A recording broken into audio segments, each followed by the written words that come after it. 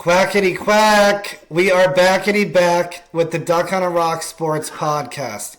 I'm Colin McDonough. Tonight I am joined by a Duck on a Rock reader, listener, and contributor, Mike Manning.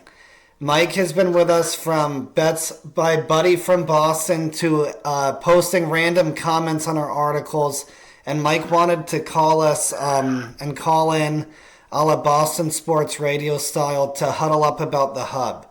Mike, how are you doing tonight? Good, but we are going to do a no pleasantries edition here. Much like the 98.5, the Sports Hub tradition. Yeah, Mike, I don't know how many times you've seen Felger and Maz at those radio fests you used to go to, but this is Duck on a Rock. We're nicer here. Oh, okay. That sounds good. Yeah, and very much unlike Felger and Maz, and unlike a lot of EI 98.5, whatever you want to say it. We're gonna start with the good about Boston sports tonight, and then we will get progressively worse, hopefully. Well, not hopefully, right. but truthfully. All right. Truthfully. So the good tonight's the Patriots. They've won 8 in a row, obviously. 9-2, tied for the best record. And I got to say, I think you were saying this back in August that them and the Broncos would both be 9-2, didn't you, Mike? I think it was close. I think I might have had one other team up there. I'm not sure, but yeah, I definitely had the Patriots pegged for about, never mind 9 in a row, maybe about 2, 3 in a row. Yeah. I think when you look at this, I think we, even on our most optimistic outlooks for the Pats, even with it being an easy schedule, this is, I think, getting to the point that it's beyond our wildest 11-game start dreams. And I think I'm starting to dream a little bit about February football. What about you? Well, the playoff, position seems to be well in hand at this point, like you said, with the schedule. But you take a few of those early losses, and you really start to think, what what could they be? Not for a few fumbles, they might be. Yeah. We might be going 2007. Yeah. Which I actually never want that to happen again, just because of the pressure. But the loss to the Raiders, opening day, just that, depending on how both teams kind of finish out, that could go down in history. And I have a theory about the Steelers game. So it was our aunt's birthday that day. Our mom's Pittsburgh side, as you know. And the Steelers gave her a great birthday gift with executing on all those Patriots fumbles, and literally sent, she had a great birthday in Pittsburgh where the Steelers went over the Patriots, but since September 21st, the Patriots haven't lost. And we talked a little bit comparing UConn and the Patriots, how both of these teams with easy schedules have kind of let a few slip here that they could be doing some dangerous things. I will say this. The division still is first and foremost. Not to sound like Chapel Bill, but we still have to take it week to week. If the Patriots can finish and win the division, as far as the regular season goes, that is a bet we probably all should have taken in August, right? Oh, 100%. And is Chapel Bill a thing?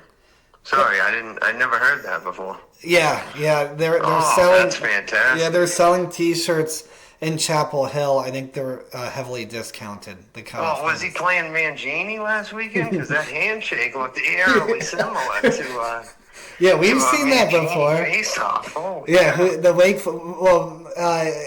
the other McDonough on Duck on a Rock. He probably knows the Wake Forest coach's entire resume, but we've seen that before. I would have said we saw North Carolina getting better, but we will get to ACC football later, though, Mike. Right.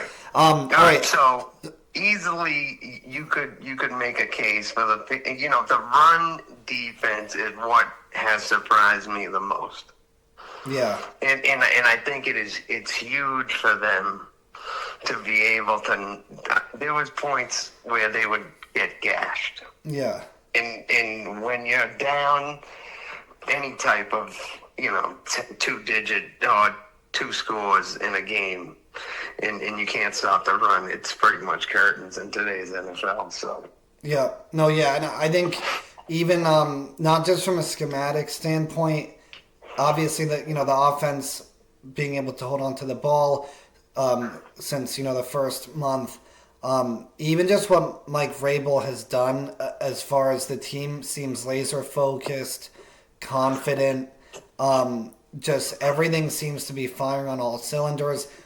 bought in. Everything. Yeah, like Travion Henderson is now looking like he did for Ohio State in the college football playoff. Drake May's completion percentage. We were saying after the Raiders and Steelers games, he what is May going to do? How can the running back Stevenson, can they hold on to the ball? And Drake May is beating Tom Brady records as far as completion percentage. And we haven't even heard of complaints of dink and dunk, so that's a good thing. It's and they're basically doing it without a sort of what they've always had, the prototypical third down back.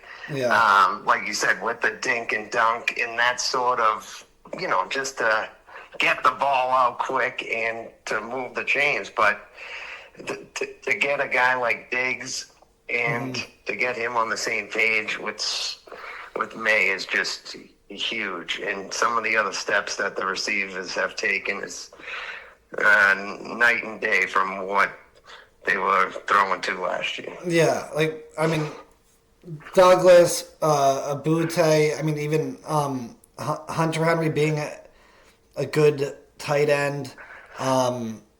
Just overall, the offensive contribution, like Stephon Diggs getting in the end zone the last, 3 weeks ago was his first touchdown. But overall, just the fact that it went from in the spring talking about him partying and all this stuff to him being the leader of the team. He's giving pregame speeches like Devin McCourty used to.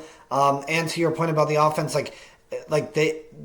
they don't they've all come together to have the receivers actually be the ones to pick up third downs or big plays. Even Mac Hollins is great.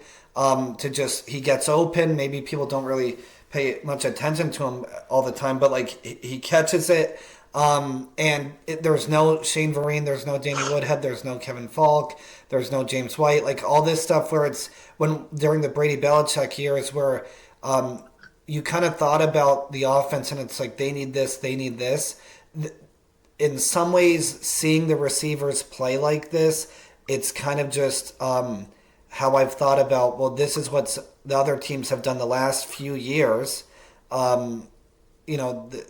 Just having almost, I don't want to say a regular normal offense because I'm not the smartest when it comes to scheme, but that's what it feels like. It's not to your point, it's not that the Patriots are the only team playing like this. And again, yeah, go ahead. The sideline to sideline. You're always getting a wide receiver screen. Yes, you're always going to get certain And I got to give credit to Josh McDaniels, too, because we've been, me and you have texted for years. There's been times where Josh McDaniels, even, week 1 and week 3, where it's you're saying, what is he doing? He's done great helping Drake May develop even further, calling good games besides, Vrabel and him doing some questionable goal line stuff, which McDaniels has always done that. But it's also worked out for them.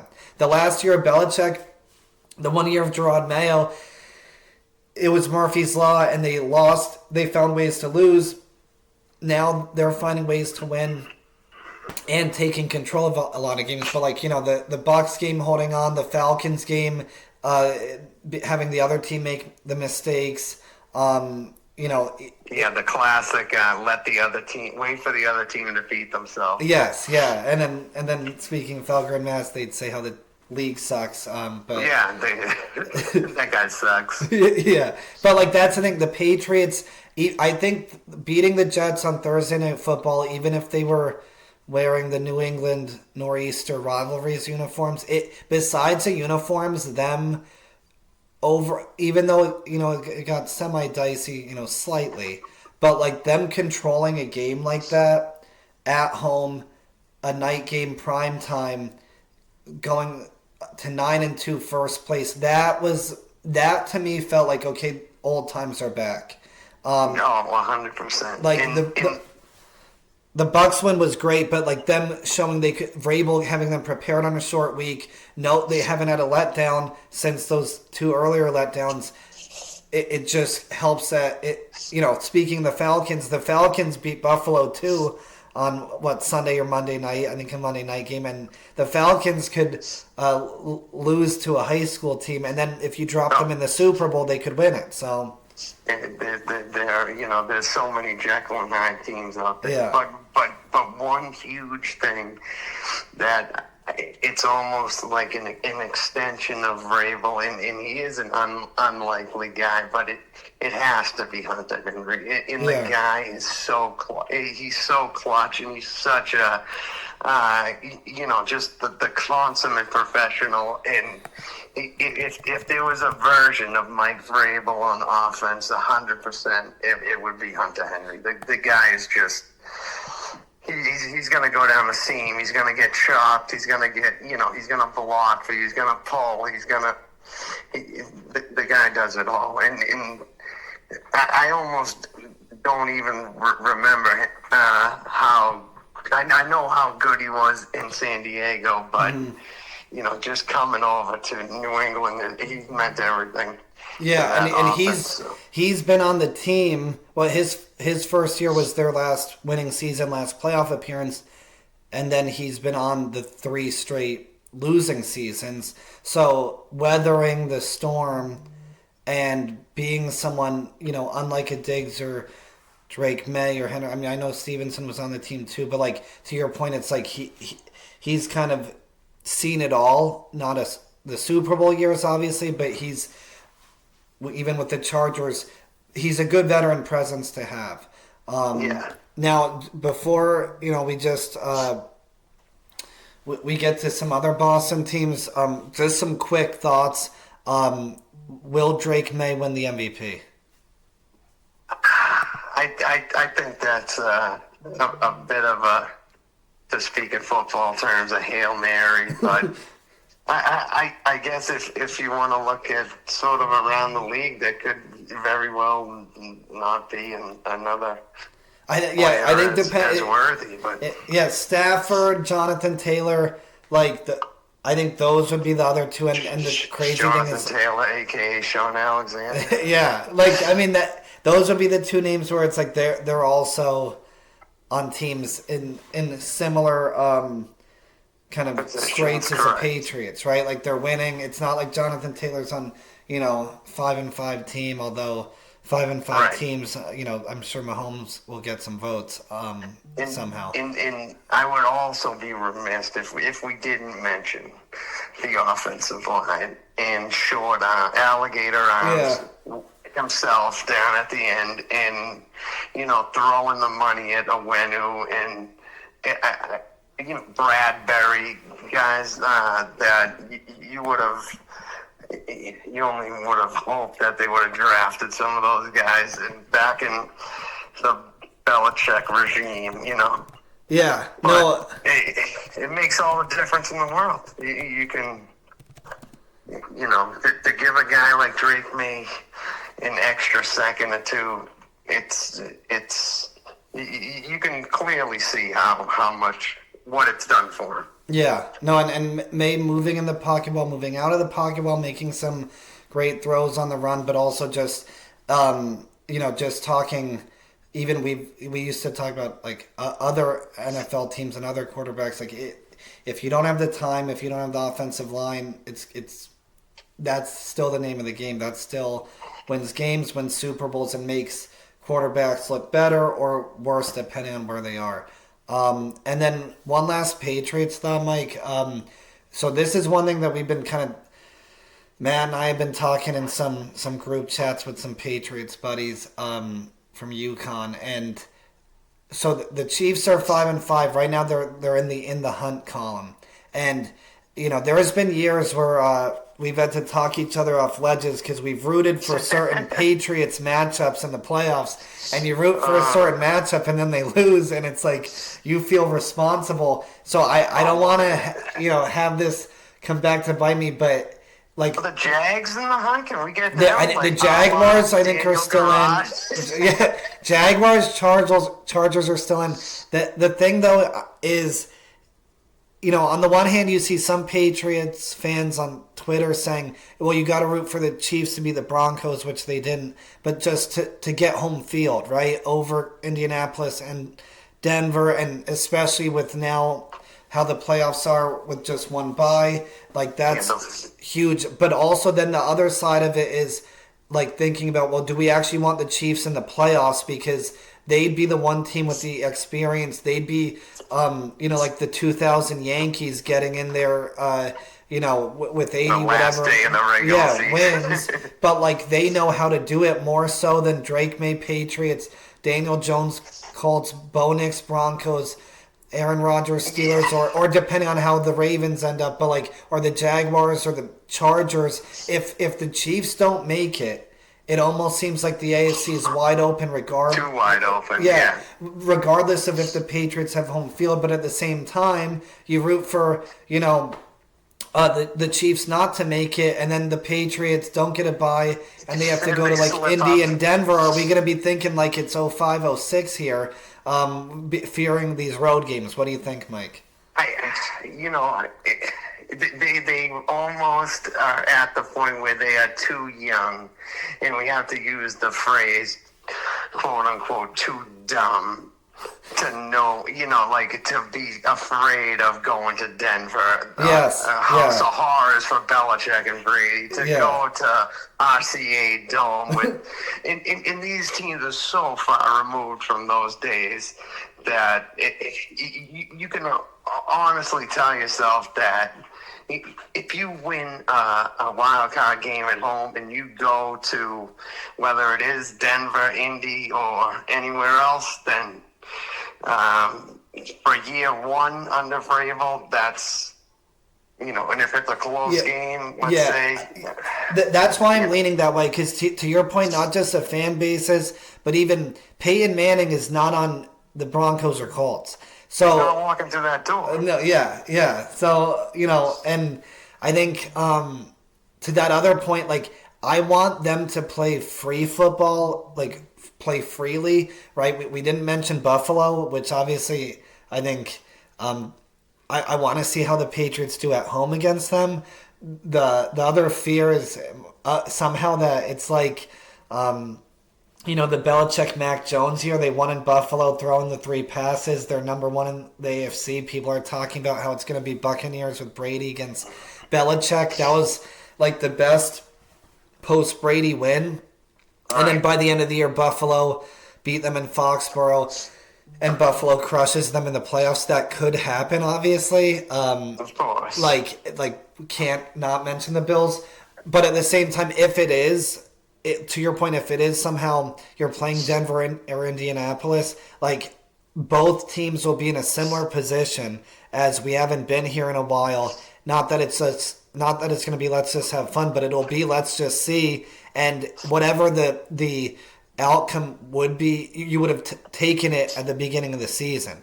I mean, right now you'd take most of the Patriots could win 2 more games, and you probably would have still taken it at the beginning of the season. You were praying for 7 and 9. Yeah. So like that's something where I'm thinking too. If the Chiefs get in, whether it be them playing the Patriots or Buffalo would be scared. Anyone would be scared of the Chiefs. Baltimore, Buffalo have PTSD from the Chiefs, and then Denver beating the Chiefs at home by a field goal. It's like. Is that going to happen in the playoffs? Like, is Daniel Jones going to outduel Patrick Mahomes? Like, the Steelers also, could they beat them? That's where it's almost like if the Chiefs get in, it's going to be kind of just they're the favorite, and everyone else will be kind of a prove-it team. Right, and to take a word out of Belichick, we are in November football, as crazy as it does sound. So. Yeah. And that was always his November, December, gear up, and you make that charge. So hopefully Vrabel's going into mad genius mode, That's it. like he would. All right, so Absolutely. we're gonna transition from the Patriots in a second here. All right, let's move on to the mediocre. So we're going from good to down one peg. The Celtics are 7-7. Just a quick aside. So UConn just beat AJ DeBonsa on the TD Garden parquet floor. I got flack in some of our UConn buddy group chats for saying he had a bad first half, which I mean he kind of did. The Huskies did okay on him, but he did look really good in the second half. UConn held on for the win. Now, kind of getting the tangent back to the Celtics. The Celtics, just like the Huskies, held on the parquet and green painted floor. On the same weekend. Every game for the Celtics, I feel like, is a flip flop between whether or not they should make a run at this thing, like as far as getting in the playoffs, or should they tank and hope the lottery works out for someone like BYU's AJ DeBonsa. What are your early thoughts, Mike, on the green? And are the C's are they just fit to be tied up like the record? It truly is one of the most astounding roller coaster rides of any beginning of the season. I had them, for all intents and purposes, regardless of who's hurt, who's healthy, they should be playing a series at home in the playoffs. That's just my opinion. So you had them the 4 seed in the East. At least, right. Okay. They should at least be the 4 seed. But with that being said, I guess, I didn't take into consideration how many star players were jettisoned, whether it be for contract reasons or otherwise, that it has made a huge difference. But one thing that they will never let us down with, it's blowing a 20-point lead, hands down. I mean, that's no matter how many things can change, that stays the same. That is their tried and true go-to move. No, they do it when they overachieve.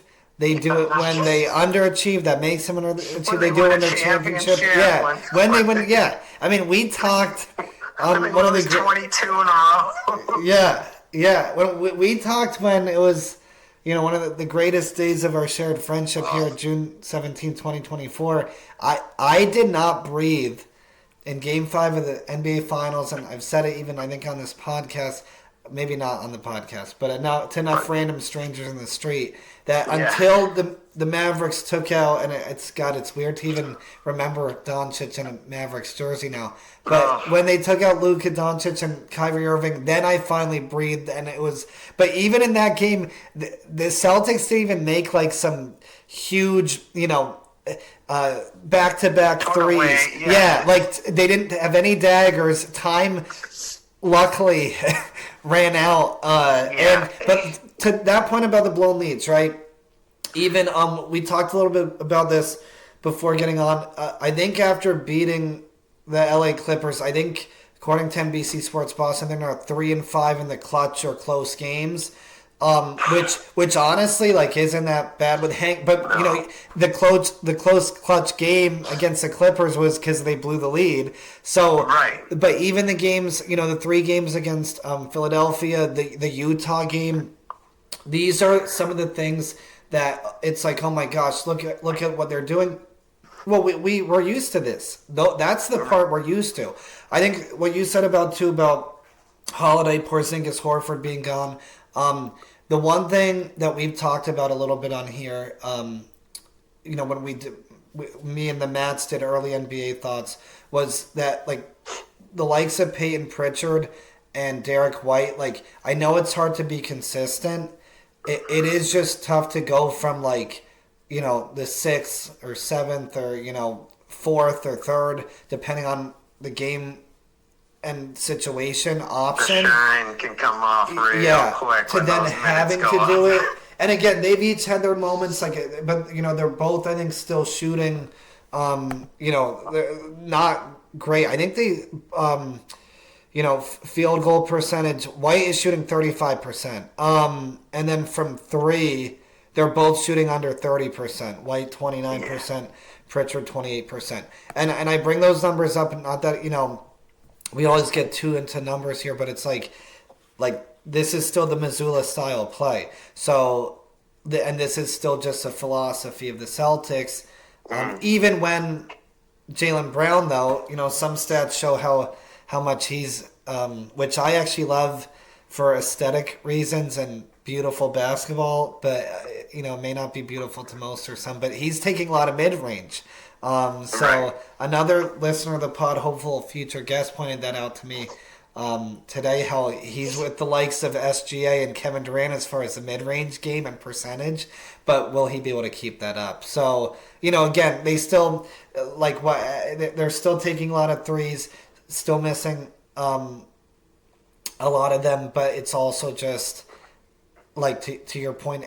I think in some ways you see White and Pritchard win a championship. Jaylen Brown has kind of looked like someone who won a Finals MVP at times. What do you think? Yeah, no, in Brown is the almost like he's almost like the as they go, as he goes they go, and when there's nobody. And you saw it in the playoffs last year when he took the ball to the hoop. Granted, he's going to only make one or two if he gets fouled. Yeah. but it just changes everything when you go to the basket. And nobody is playing defense, obviously, in today's day and age, that you have to go to the basket. I know it doesn't count for as many points as a three, but you're a heck of a lot less likely to blow a 20-point lead with continued, and if it's not there, then you can always kick it out. But the most maddening thing is I'm about to lay it off. Let me kick it out to three. So yeah, and I know that's obviously they want you taking either a layup or a 3-point shot. But to your point, I think it's just especially closer games, especially when your legs are tired, and like Tatum's not, as you said earlier, Tatum's not walking through that door. Maybe he will. I don't even know if I want him to yet. But even Tatum and Brown, when they're at their best, it's also when they're going to the basket. I'm not as old school as I might have was in 2018. People could disagree, but it's just as far as some of the I think some of the ways they lose this year, to your first point, it's not just while they're settling, they're doing this. Some of it is just the personnel. It's not just X's and O's, it's Jimmy's and Joe's, where it's guys have had moments, even the big men, Caden Garza, or Jordan Walsh now stepping up. These guys can have certain moments, but it's also just at the same time they are not right. Yeah, they're just not as good, and that is, you could just see it. It is in a different light, making me think back to both of our younger days, even though we don't.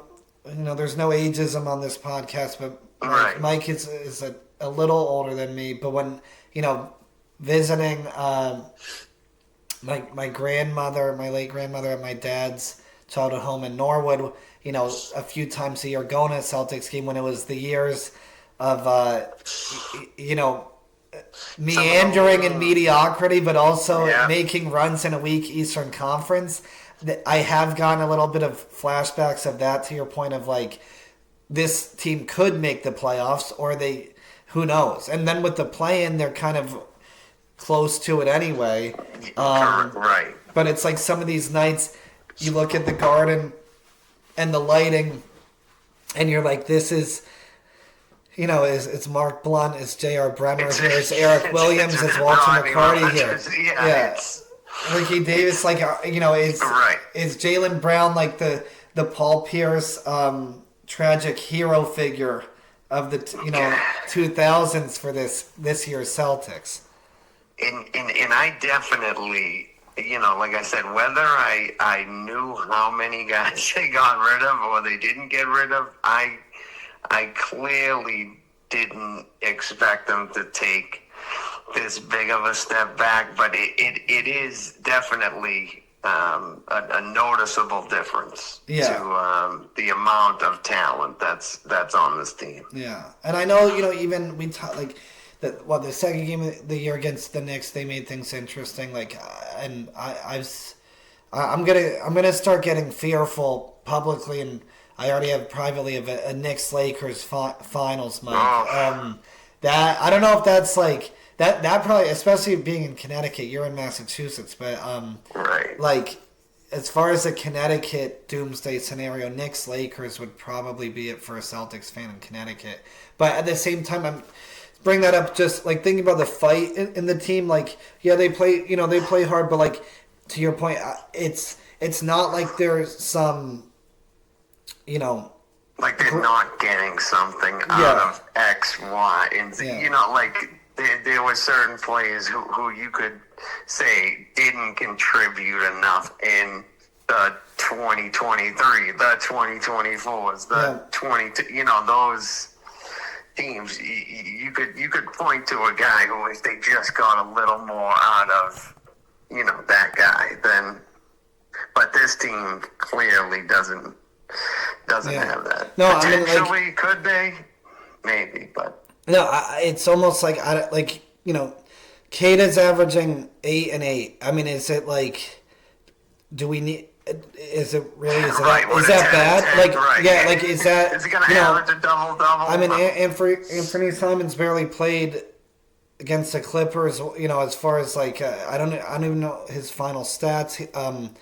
Against the Clippers, but it's like thinking about he plays 25 minutes a game, averages 14. Like, that's, I guess, kind of part. Some of this is just par for the course. Like, White and Pritchard each average 15. Like, right. Again, Josh Mina has flashes, Hauser. It's just, you look down this list, it's kind of just this roster. This is where Stevens. I think I still just you look at it and think, okay, well, next year all will be solved with Tatum coming back, and even certain people, you watch NBC Sports Boston pre or post game, or even look at tweets, or even how some of the players, or Stevens even talking himself about what the best acquisition is. But is this team actually, like, Tatum coming back? Does that get you a championship? The whole point is that if this is just a throwaway season, it's not a 2-year thing. And we did an episode about in the summer, just about, like you said, the contracts and having the second apron and having to get rid of guys. Right. But like, you still have to kind of put together the right team, and that's kind of like we talked about at the start. That's where, when I watched some of these college games, and I watched a little of BYU that first game. I haven't watched Boozer on Duke, but you start to think, like, is it worth it to make the playoffs? Like, you root for the Celtics to win, and we're only they're 7-7, but it's just, that's where you flip flop back and forth each week of what's best for the team to win their next championship. Right, and I know that we both either bounce stuff off our dads quite a bit, but there was no bigger Shireman fan than my dad last year. Really? There was nobody he liked more than Shireman, and that team from Creighton, and this kid, he's gonna fit. But coming to the NBA is a totally different thing, and he could very well be that 6-7 type of guy on a deep playoff run team. I won't say championship quite yet. But I think I kind of agree with that. And don't you think that's where it's like figure out the roles of guys? Because Shireman, on a defending NBA champion team as a rookie, and they're good again, winning over 60 games again, and he comes in blowouts, plays well. Like, that's completely different than Joe Mazzulla and Brad Stevens. And figuring out roles on the roster. I know it's positionless basketball, and I know things are different. Even the All-Star game, there's no positions. Right. But like, you still have to figure out how to put a team together. And again, maybe this year is a year. Brown is this superstar. Brown has won the championship. As Finals MVP. You have all these other pieces. Some of them were there for the championship, others weren't. But it kind of is just like, see what sticks, see who should be here, see how to develop them, and then just take it from there. And maybe us talking in November, it's too early to tell any of this stuff. So right, and to be honest with you, it probably wouldn't hurt to be sellers at the deadline if that's the way it's going. And I don't think. Well, what do they have? What do they have to sell? That's a great question. We don't know. But, don't you want Simmons and his expiring contract? Come on. God, I don't know. This is where you don't even know really what you want. Like when you're this again. What do everyone always say? This is the worst place to be in the NBA. Right. That's why if they don't make the playoffs, you have to hope Adam Silver pulls another, rim it out of a ping pong ball or vice versa. Yeah. The one time they won it was the year Matt and I were living in Dorchester, and I was working with you on the Roxbury Jamaica Plain line at the Magical Mendel. And they win the lottery, and I think that they should take Fultz. I think he's the key to the championship, and then they trade down, and I'm like, what are they doing? And thank you, Tatum, and thank you, Danny Ainge, for that. We talked about giving Josh McDaniels credit for once. That's credit to Danny Ainge. Absolutely. Any last Celtics thoughts on, as you love to call them via text, the green? Any last thoughts before we move on to something else? I think, and if we didn't see the same thing with Ime as we do with Mazzulla, with the blown leads, that almost has to be a coaching issue, but it doesn't seem like it's something that is even able to be coached out of an NBA team nowadays. Yeah. It just doesn't, It's not just something that's in the vents of the Ardbach Center. Yes, exactly. It's to say the least. And I think, Mazzulla's going to be here regardless, whether they win 30 games or whether they win 40 games. You're hitching to his wagon because, he got it done what Udoka couldn't get done. But he looks like he could very well get it done this year after Udoka? the way the Houston came in. And and man, I predicted. I forgot. I didn't even remember our own predictions, but I think we both predicted the Rockets to win the West. But also, we just didn't want to pick OKC. We can't pick the Lakers. I mean, Denver looks good too. Yeah, they're another. Yeah, maybe hopefully Denver. Maybe we root for Denver to win the championship this year, and then that means that they skip they skip 2 years, right? Okay, maybe. Yeah. At least that would mean that then in 2 years the Celtics win it. Right. If I'm doing the math right. That's what you have to hope. And there is, there are plenty of teams out there in the West that you could, that you could honestly say, hey, that's not a bad team to root for. Yeah. So. All right. Okay. So that was the mediocre. That was the medium. We're gonna go into the bad. I'm actually gonna enjoy the bad part of it. You won't, but I'm gonna enjoy this part. All right, now we're gonna get to the bad of Boston sports. In this case, really ugly. Not just the bad, but the ugly. The Boston College Eagles. Mike, are they getting beat out there as bad as Carmine Scarpaglia and Goodwill Hunting?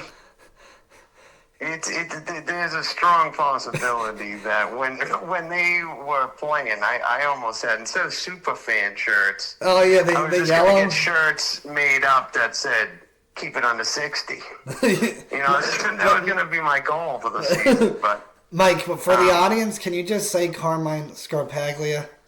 Carmine Scarpaglia. All right, so How do you like these apples?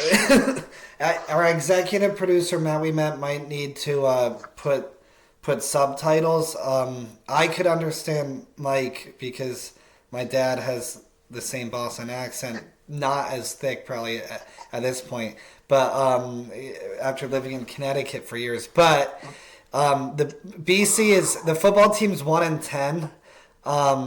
And the basketball team's 2-2. They lost to a friend of the Duck on a Rock podcast program, Central Connecticut Blue Devils, in Chestnut Hill. It's a beautiful illustration there on those Duck and a Rock posts of Central Connecticut, by the way. Thank you. Yeah, we're hoping to eventually become the go-to place for at least some Central coverage. They're a forgotten team in Connecticut, but successful all the same. And I was gonna say, maybe they could get an ACC invite, but at the least case, at least can the ACC trade New England schools and let UConn in finally, and have BC maybe go. Yeah, they would have to be relegated. Yeah, well, independent College. in football maybe. UConn has done well at independent football. Us and Notre Dame. Yeah, that's right in their wheelhouse. So with Boston College, right? Bill O'Brien, he looked the part as the BC absolutely, coach, right. But it's one thing to look the part in a practice field, overlooking the reservoir, but it's another thing to be playing, in a light ACC, right? The ACC, we don't even know if their champion will make the playoff. But like to be this bad, they almost beat Georgia Tech. They've had some, when they had a close call against Michigan State earlier in the year, I thought that meant that BC would be good, but Michigan State's winless in the Big Ten. Yes. You as at least a former Eagle super fan, BC, where can they go from here, and what do they have to do to help themselves in the ACC as the hockey doesn't move the needle, right? We all like watching it to fall asleep on Nesson replays on a Friday night in a cold winter, but it's besides a ranked hockey team, what does Boston College have to do with football or basketball? Do you have any ideas or solutions? Yeah, and not just as a Boston College super fan, as a former Boston College football season ticket holder. Yeah. To some of the most electric wins at the Heights. Jaylon Dunbar blocking an extra point to beat Clemson, and also the heartbreak of the Eagles losing to Lawrence's own Diamond Ferry and the Syracuse Orange men to not win the Big East and the millions of dollars of bowl money that they seemed to kick away. That was the tiebreaker, and I remember watching that game, and it actually that's the game that sent again on our mom's Pittsburgh side. Our late grandparents' alma mater on that side, Pitt, to the Fiesta Bowl. Yeah. And Pitt lost to Urban Meyer's Utah Utes. But this is where some of these moments, Mike, like Boston College, even the Matt Ryan years, really. They had a chance. They had a chance. I mean, not every New England team could break through for the BCS. Only one did, and it was the 8-4 UConn Huskies who benefited from Big East tiebreaker over Pitt and West Virginia that year to make the Fiesta Bowl and look a little bit better against the Oklahoma Sooners than the Pitt Panthers did. But to your point, as a season ticket holder, remembering the good old days of basketball, even and Right. football. Well, bring up some thoughts about those days and relate it to today. Well, the, and it's almost like you see the hiring of Bill O'Brien, the former NFL guy. In BC would never be that lucky. They would only get the former NFL assistant or the former NFL coordinator or the career the career Power Five guy, if they were lucky, Yep. between that and basketball, to say the least, they'd have to go looking for their own diamond in a rough. But Bill, and it's always going to come down to recruiting, and you're just never going to be able to keep the kids from Catholic Memorial, the kids from St. John Prep, the kids from Everett. It's Or any of the well New good. England prep schools. New England, right, or the countless prep schools, right, the Connecticut to begin with, they're just all loaded, and they get absolutely pilfered by these other teams, and nobody grows up in Massachusetts going to high school and saying, I cannot wait to play, lace them up at the Heights, and for a program that is almost, I hate to use the word rich, but almost has such a rich NFL history of linebackers and offensive linemen. I mean, Mark Hurst, like Luke Kuechly, Brian Toll, they're, NFL excluded Brian Toll, but there were so many guys that were just, Luke Kuechly still is up there as one of my all-time, favorite Boston College. I have the cat's probably 14 years old. Luke Kuechly's probably named after this cat. He's probably been retired longer than this cat. I never thought this cat would live that long. But it's crazy. So, they are so far away, and it's.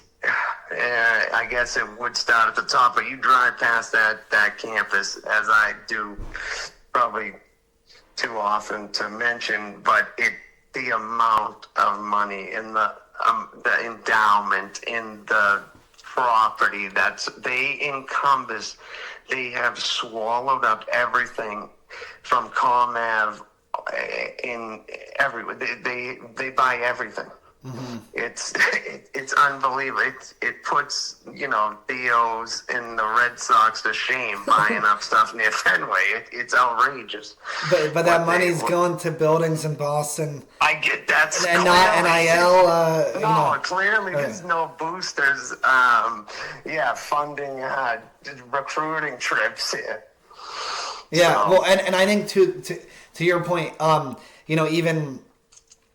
As a UConn guy, Jim Calhoun leaving Northeastern, saying, how Northeastern is like the eighth or whatever he said, to paraphrase Calhoun, like the eighth most important thing in Boston sports that day, and UConn's the first.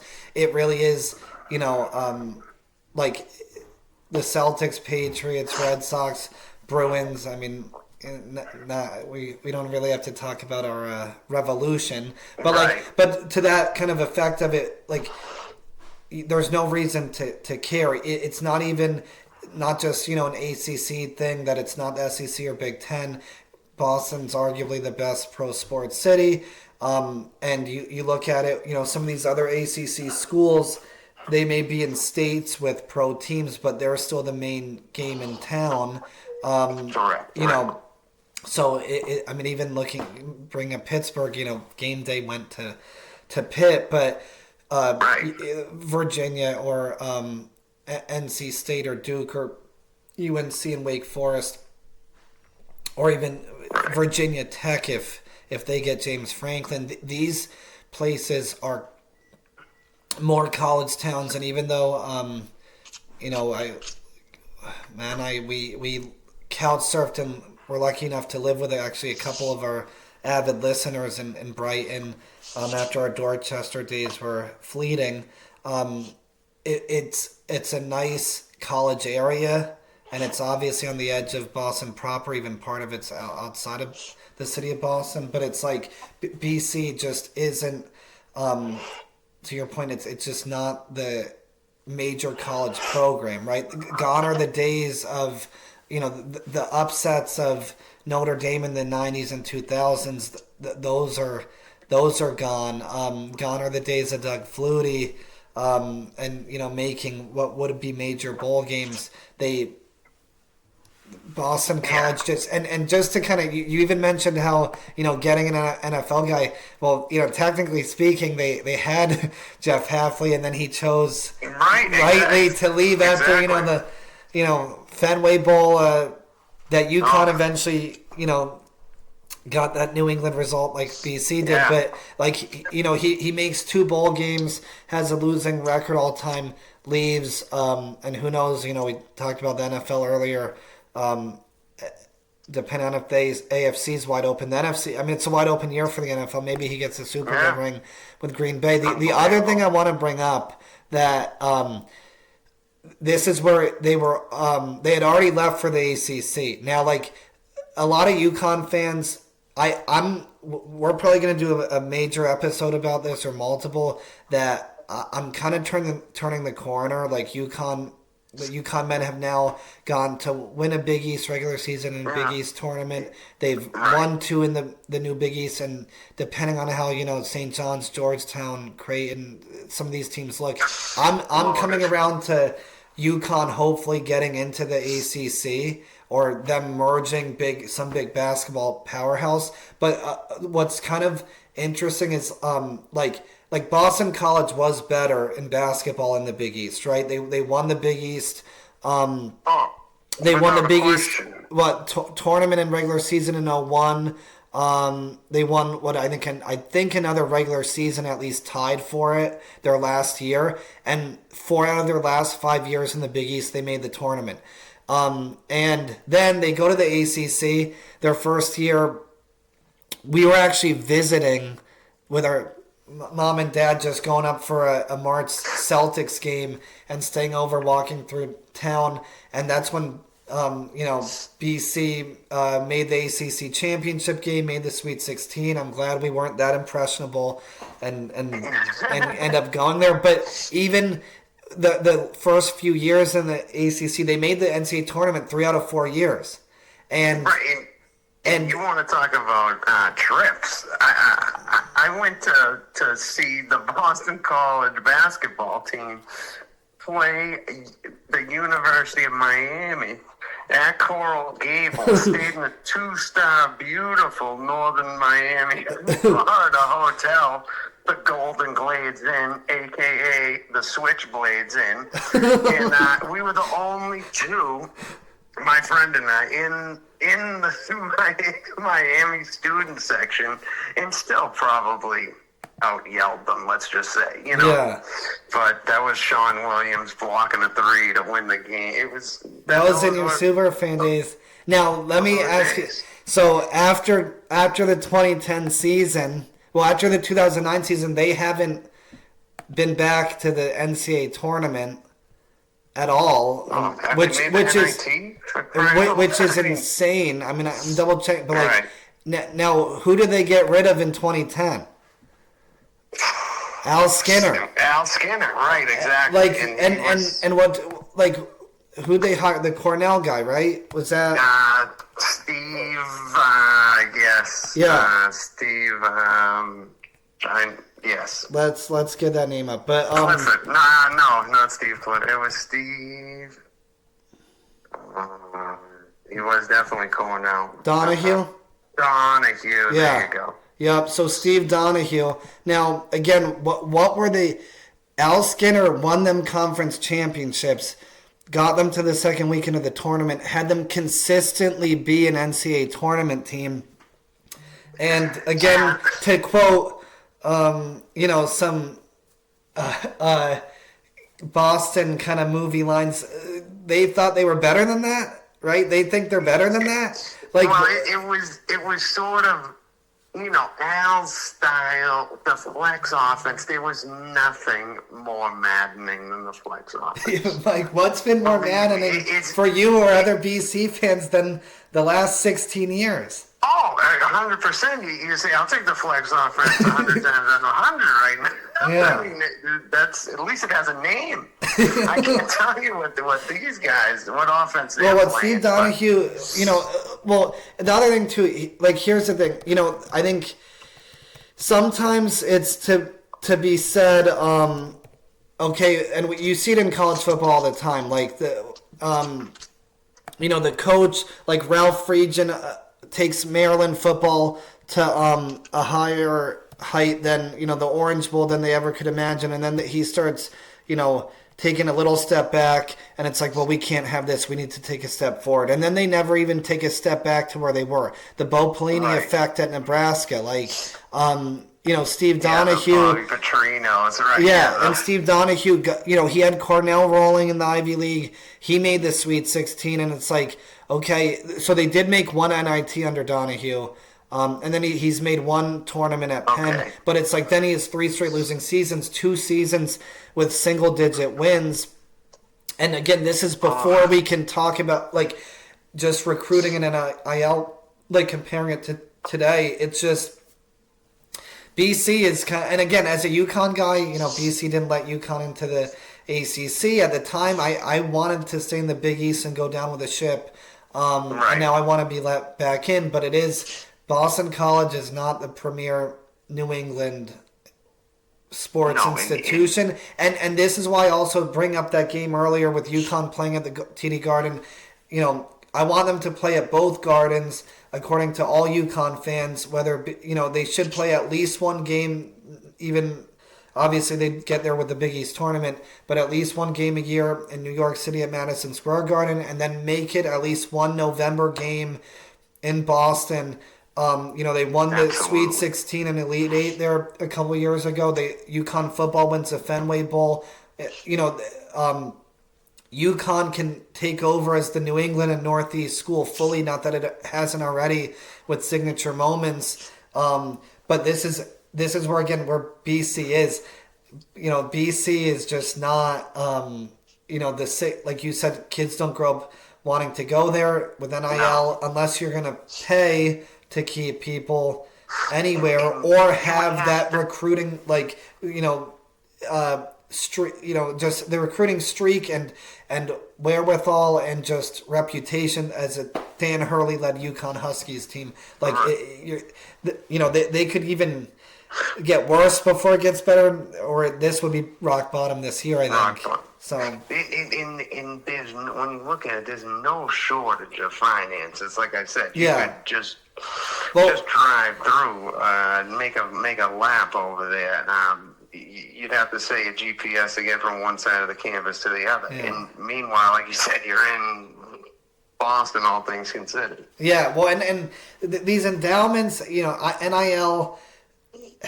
I know there's a health settlement, and I'm sure there's going to be more regulation as time goes on when they want people to, they didn't want players to get paid. Now it's too much, even though, it's a free market now in college sports, and it was always that way for the coaches. So the coaches could leave, and, I think, it's just a little hypocrisy. But with that being said, the university endowments, being by Yale down here, up there, you got obviously the most concentration of higher education institutes in America. But these endowments, if the world ends, what are they going to go just keep the endowment till the bitter end? I mean, couldn't some of these schools use some of this? Maybe it's illegal. I don't know. I'm not a lawyer, but if you have these endowments, can't you improve?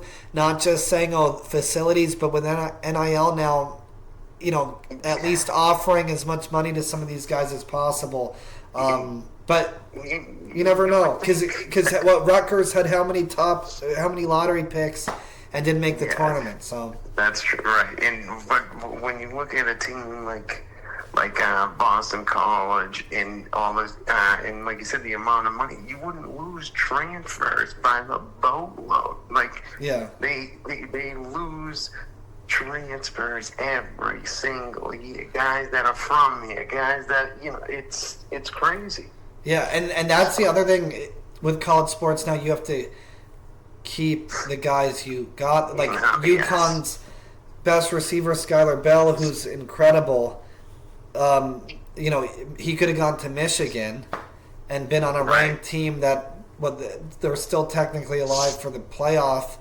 And he chose to stay at UConn, and I mean now he'll be a Husky, a legend. As the kind of rebuilding the program, but it's still they're an independent, and a lot of UConn fans are hoping for 9-3 and getting a 10th win at the Fenway Bowl or Pinstripe Bowl, somewhere close or somewhere warm. But better, right? Yeah, so like that's the thing. You never know. So any last? I didn't think we'd talk this long about Boston College, but it is good to kind of have that discussion before we get into one last take from Mike. Any last thoughts on the Eagles, Mike? No, I think we pretty much touched on everything, and all right, you want to switch to yearning from the past. Yeah, we'll do this again too with some reminiscing. Let's stick in a Boston College theme to BC's best sport. We'll stick with hockey. And hockey, we had a contributor to the Duck Hunter Rock blog, the Puck Whisperer, write some hockey stuff for us last year. But I want to get just a couple month in Boston Bruins take from you, Mike. What are you seeing there on the ice from one of the original six? There is as unlikely as the Patriots rattling off 8 in a row has been. I want to say it was 7 possibly, but it has to be at least 8 of the last 9 wins in 8 of the last 9 for Boston, for the Bruins at this point, and there is not a better surprise in Boston sports, besides the Patriots, as how the Bruins are playing at this moment. And it basically all comes down to being a team and standing up for each other and playing with almost like having the other guys back. And these aren't named guys. There's no Bergerons, there's no Marchands, there's no Krejcis, there's no Charas. Mm-hmm. But these guys, they all respect each other in the room, and they all have each other's back. And I was never a huge former player, coach guy, bring in former players. Like every year you get the 98.5 call, Veritek should be coaching the Red Sox. This is ridiculous. How many times is he going to get passed over? Yeah, and Matt wanting to Kevin Garnett to buy the Celtics. Yes, exactly. Yeah, he wants to be part of a group to buy the Celtics, exactly. Like he's got 600 mil laying around. Yeah. But, yeah, we knew that they had... I mean, Swayman is clearly better than what he was last year. With the holdout, he ended up playing much better, but... to say the least, you can just tell, and there was not a bigger. It almost had Team USA versus Canada vibes the other night when they were playing Montreal, and they right off the drop. That's in guys like Zadorov and guys like Tanner Janot, and not that. Oh, we need to be the big Brad Bruins and Lucic, dude. He's gonna bang you out, bro. Those days. Fighting in hockey is fleeting. It still needs to be there 100%, but it is fleeting. But nothing galvanizes a group more than the way that the Bruins have been winning games, and they're not. There were points in early in the year where Ottawa seems to have their number, but you're giving up 7 goals. You're giving up 5 goals, and they don't hang their head. They don't lose 2 in a row. They don't get blown out multiple times. That's, and something that they were terrible at, almost as bad as the Celtics with those matinee 1 o'clock games, oh yeah, don't worry, Black Friday, start at 1, they'll be ready to go. Yeah, they stagger in from Jose McIntyre's or wherever they were the night before, All right, so here's the question, though, for you. Can the Bruins keep it up? Is this just a good start and it's fun for you and Bruins fans up there, and even down here in Connecticut, or is it going to be just they'll still be what people were talking about what they would be in the summer? Because I remember listening to the Sports Hub in Felger, Mass, 95 people, on other times of the day, and it was like the Bruins, and even talking to some of my friends, some contributors and listeners of the podcast who are Bruins fans, and saying, they're going to be rebuilding, and this would be like, 100%. A year to not even pay attention. Right, this team especially, where, and it was almost something that you didn't think that ownership was capable of letting them do, or Don Sweeney was ever capable of leading a rebuild, in Cam Neely and those guys should have lost their job. Every Bruins fan will tell you 100 times over. Just from the sheer number of bust draft picks they've had, to last year at the trade deadline was huge for them, and getting rid of guys like Coyle and getting rid of Brandon Carlo and guys that commanded high salaries and got you back younger talent. And granted, those pieces have to hit, but I'm pleasantly surprised with what they've been able to bring back, and they're never gonna have a heavy offensive firepower team. That's the days of, I think, Glenn Wesley is probably their highest scorer besides Pasternak in the last 20, 25, 30 years, for crying out loud. They've never had an Ovechkin type guy or any of that stuff, but they play well enough defense, and they always have a stellar goaltending. And as maddening, we talk about as maddening as Al Skinner was, and with the same thing with Claude Julien. His style of defense was just that. It was all defense and no offense, but it got you a Stanley Cup that year, and you're able to put the clamps on high-scoring teams. That's how you win. So we'll see if. It's been the C's with some late spring runs recently, but if it's the B's this year, it's got to be one of them for places like Sullivan's Tap or any bar in the West End who wants, some of those playoff. The owners like playoff gates, but so do. There's nobody that if loves the Bruins get in, gate. And the Celtics are playing ping pong balls, we'll see. But we didn't get to, it's November, so we didn't get to the Red Sox. We could have covered the gambit of Boston sports. We could have ran through the... Yeah, any quick Red Sox, just to get it on the board before, because we're running out of time here, but any quick Red Sox, so then we cover the literal and figurative bases. Yeah, and what I sent you a few days ago was...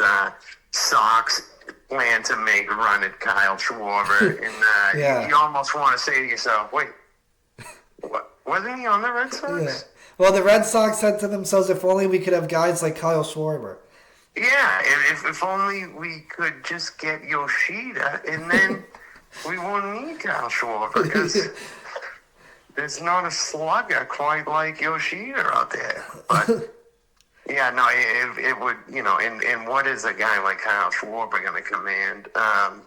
If Boris has Bregman, opting out, and it's good to see Trevor Story was smart enough to be like, no, I'm good. Yeah. I'll take the 55 for the Yeah. next 2 years, and I'll take my chances after that. So, Yeah.